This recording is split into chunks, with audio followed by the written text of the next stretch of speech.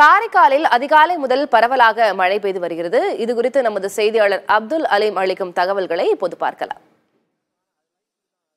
வங்கக்கடலில் உருவாகியுள்ள காற்றழுத்த தாழ்வு மண்டலம் காரணமாக டெல்டா மாவட்டங்களில் இன்று மற்றும் நாளை மிக கனமழை பெய்யும் என்று வானிலை மையம் தெரிவித்திருந்தது. அதைத் தொடர்ந்து இன்று காரைக்கால் மாவட்டத்தில் அதிகாலை முதல் தொடர் கனமழை பெய்து வருகிறது. இந்த கனமழையானது காரைக்கால் நகரப்பகுதி மற்றும் காரைக்கால் அடுத்த நெடுங்காடு, கோட்டுச்சேரி, திருநள்ளார், நெரவி உள்ளிட்ட புறநகர் பகுதிகளிலும் மழை பெய்து வருகிறது. மேலும் இந்த கனமழை காரணமாக காரைக்கால் மாவட்டத்தில் பள்ளி மற்றும் கல்லூரிகளுக்கு மாவட்ட ஆட்சியர் மணிகண்டன் விடுமுறை அளித்து உத்தரவிட்டார். மேலும் இந்த கடல் சீற்றம் காரணமாக மீன்பிடிக்க சென்ற காரைக்கால் மாவட்ட மீனவர்களை கரை திரும்ப மீன்வளத்துறை எச்சரிக்கை செய்துள்ளது. அதைத் தொடர்ந்து இந்த கடலில் மீன்பிடித்துக் கொண்டிருந்த மீனவர்கள் இந்த கரை திரும்பி தங்களது படகுகளை காரைக்கால் மீன்பிடி துறைமுகத்தில் நிறுத்தியுள்ளனர்.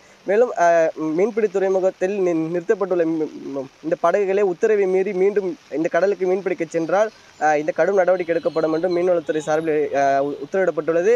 இதேபோல் இன்று முழு கனமழை பெய்யும் என்பதால் தாழ்வான பகுதிகளில் பாதிப்புகள் ஏற்பட்டால் உடனடியாக நடவடிக்கை எடுக்க மாவட்ட நிர்வாகம் சார்பில் இந்த தயார் நிலையில் வைக்கப்பட்டுள்ளது.